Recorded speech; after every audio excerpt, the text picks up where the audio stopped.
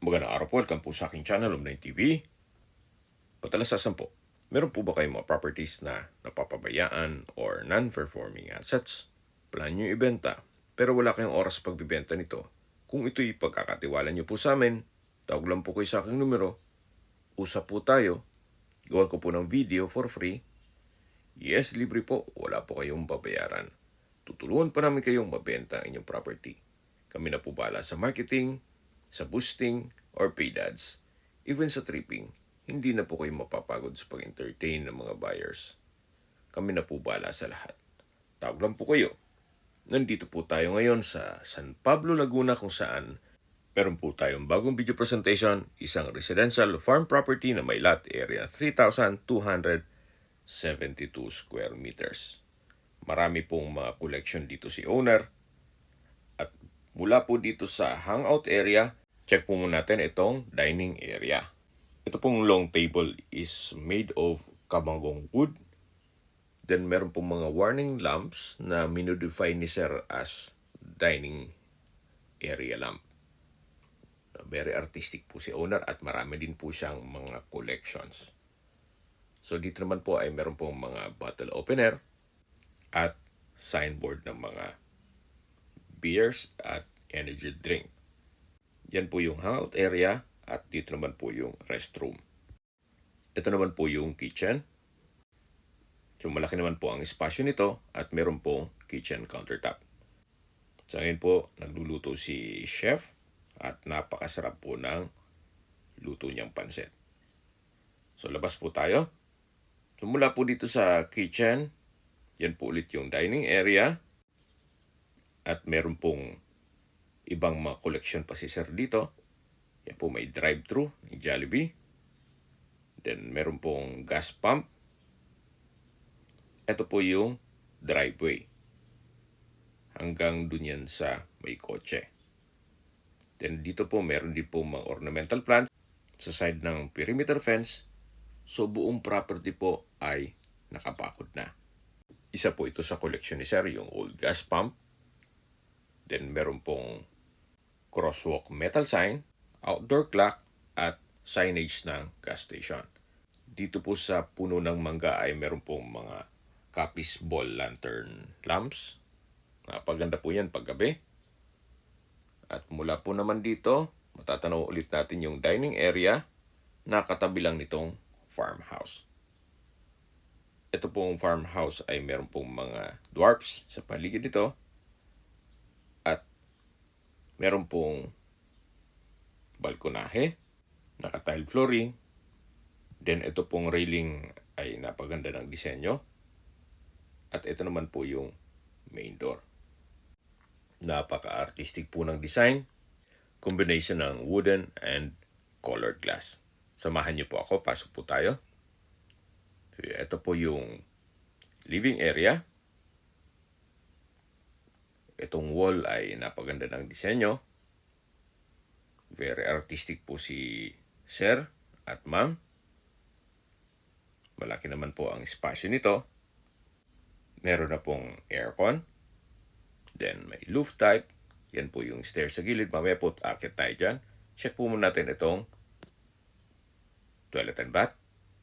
Kung saan maayos po ang toilet fixtures. May water closet with bidet. Bathroom sink. Vanity mirror. Overhead shower. At naka-tile bathroom wall. At ito naman po yung hagdan papunta sa roof.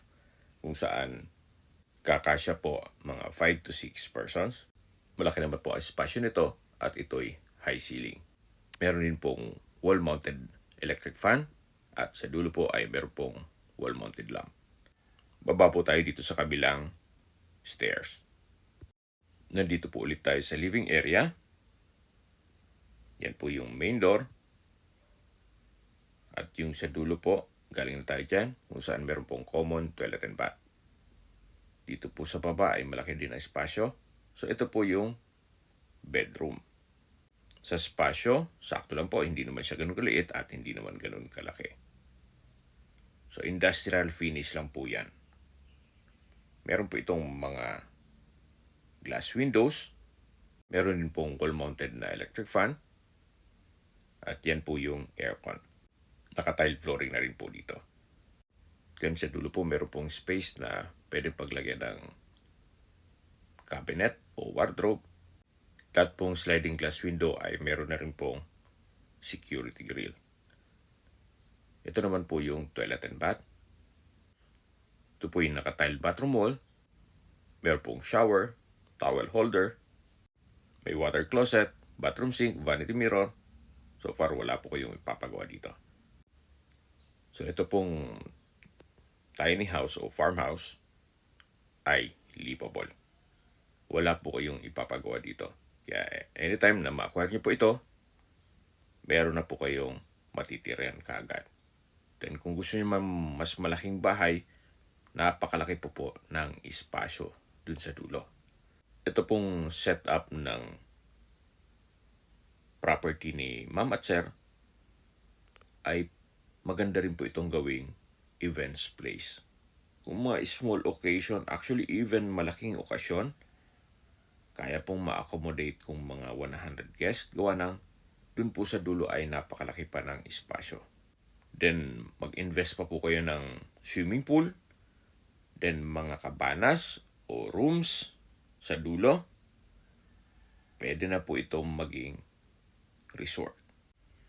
So wala pa po tayo sa kalahati nitong property. Yan po yung farmhouse. Dito naman po yung open space. Dito po sa driveway ay may pine tree. Marami din pong mga fruit-bearing trees dito sa loob ng property. Gaya ng mangga, rambutan, santol, lansones, langka, at marami pa pong iba. Yan po, tunghayin niyo po itong napagandang property na kung saan marami po kayong pwedeng i-project dito para ito'y maging income generating. At hindi lang po doon, mapapansin nyo naman, napakatahimik po ng lugar, sariwang hangin, at malamig po ang klima. Meron din pong water tank in case ng water shortage. Meron pong gazebo. Then may mga pathway papunta yan sa dulo. Dito po napakalaki pa ng space na pwede pong lagyan ng mga rooms kung sakaling gagawin nyo itong private farm resort. Then sa dulo po, malaki pa ang espasyo kung lalagyan nyo ng swimming pool. Yan po yung pathway. Then, ito po yung chapel. Malaki naman po ang espasyo nito. Maayos din ang mga roofings. Open concept lang po siya. Kung gusto pong mag-nilay-nilay o magdasal, may place na po kayo para dito. Gawa ng napakatahimik po nitong lugar. Sa mga nag-skip po ng video, ito pong property ay nasa San Pablo, Laguna at may lot area na 3,272 square meters. Ito po ay isang developed farm property na meron pong farmhouse at mga amenities. May access na rin po dito ng tubig, kuryente at internet provider. Possible po itong maging income generating gawa ng napaganda po nitong gawing events place. Or kung ayaw nyo mang events place, pwede rin pong gawing staycation business o di kaya'y resort o farm resort. Nakabakod na po buong property at punong-puno ito ng mga fruit-bearing trees. At ang kagandahan pa po dito, patag na patag po ang lupa, kaya usable po lahat. Wala pong masasayang. Meron na rin po ditong basketball court. Half court lang po siya. Actually, kahit retirement home nyo na lang po ito. Kung bibisitahin man kayo ng inyong anak o apo, hindi po sila maboboard gawa ng meron na po mga lipangan dito. At hindi lang po doon, yung bahay po ay open concept lang kaya marami pong kakasya doon. Kahit maliit lang po yon. Then dito po ay marami pa pong mga fruit-bearing trees. Matatanaw nyo. At another structure or gazebo na may duyan. Then meron pong mga collection pa si sir dyan sa loob. So lahat ng gamit na nakikita nyo ay kasama po yan. So except na lang sa ibang personal stuff ni owner. So yan po yung mga collection ni sir. At dito naman sa bubong maayos pa. Meron din pong mga antigong bintana made of copies. Yan po yung lumang plate numbers na galing sa ibang bansa. May lumang telepono, TV, at kung ano-ano pa. Actually, masarap din matulog dito pag tanghali habang nagpapahinga kayo o nagsisiesta. So mula po dito sa gazebo, yan, matatanaw natin yung duyan. At dito naman po, mayroon pong lampara. Sa Bicol po, yan ang tawag namin dyan.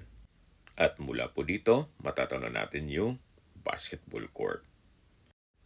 Then meron pong lumang telephone booth ng Digitel, isa sa mga collection ni sir. Uso po yan mga 1990s. Then meron pong playground. Then another structure na pwede pong lagyan ng bubong. Then extension ng hangout area.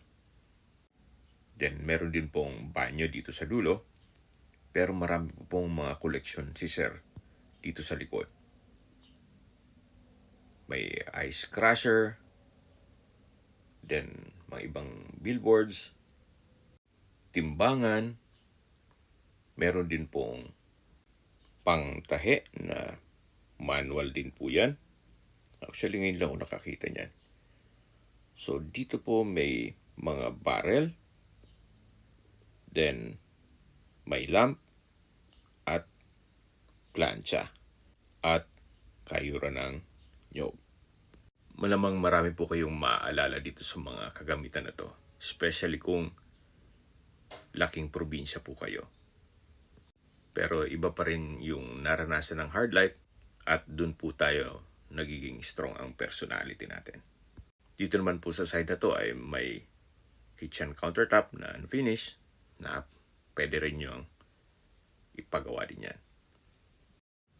Check po muna natin itong toilet and bath. Kung saan napaka-artistic po nitong handle. Yan po yung handle ng gas pump. Then, ito pong mga tiled bathroom wall. Napaganda ng disenyo. Sa dulo po ay meron pong copies na window. Meron din po ditong mga disenyo na Meralco poles at pebbles. Yan po yung copies bathroom window. Meron din po itong vanity mirror, bathroom cabinet, then may outlet, at dito naman po yung shower enclosure na naka-tile bathroom wall. Meron din pong overhead shower. Napakaganda po. Yan po yung bathroom countertop at water closet. May towel holder na po. Habang naglilibot po tayo, pag-usapan na natin ang distance, location at travel time. Mula po sa Maharlika Highway, ang distance is 5.9 kilometers at ang travel time is 17 minutes. Mula naman po sa SM San Pablo, ang distance is 5.4 kilometers at ang travel time is 15 minutes. Mula naman po sa SPC Medical Center, ang distance is 4.7 kilometers at ang travel time is 13 minutes. Yan po yung lagi kong binabagit sa aking video na dapat yung i-consider sa paghanap ng property, yung meron pong malapit na hospital. Hindi ko naman po sinasabing sakitin kayo. Yan naman po for emergency purpose lang naman. At mula naman po sa San Pablo Public Market, ang distance is 5.8 kilometers at ang travel time is 19 minutes. So meron po ditong elevated na sitting area or hangout area na rin. Yan po yung puno ng langka. May mga ilaw na rin dyan. Matatanaw na natin ang property line sa dulo na kung saan nakabakod po yan.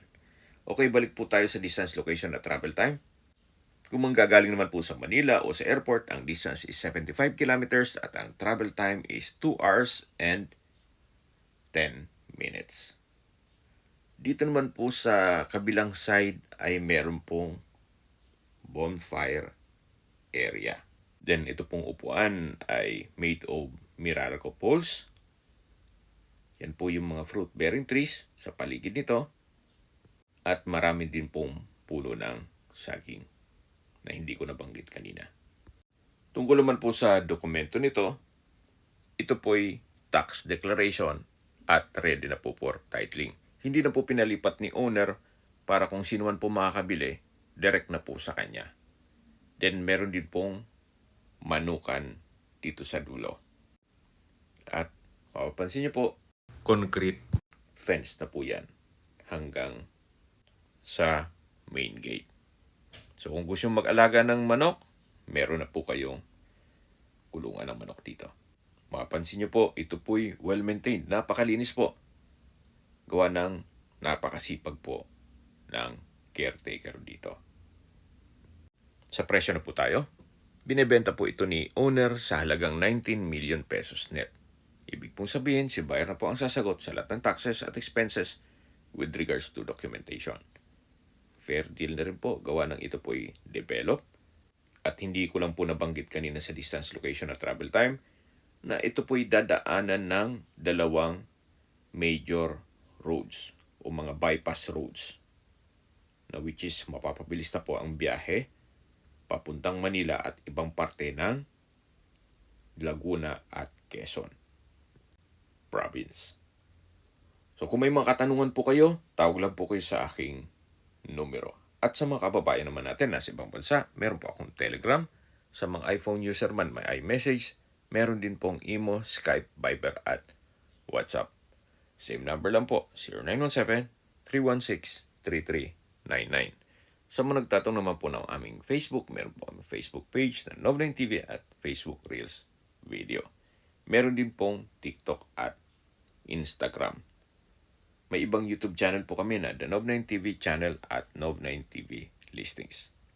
Sana po naibigyan yung aming video presentation. Paki-like and subscribe na po sa aking channel para ma-update din po kayo sa aking future listings. Kung sakali po hanap nyo yung mas malaking sukat na lupa, meron din po kami ibang listings na pwede nyong pagpilian. Huwag po kayong mag-atubiling tumawag sa amin, then let us know your budget para malaman namin kung anong property pwede namin ilok sa inyo. Sa lahat pong viewers, subscriber at nagtiwala po sa amin, salamat po sa suporta. Ingat po kayo lagi at yung pamilya. Maraming salamat po.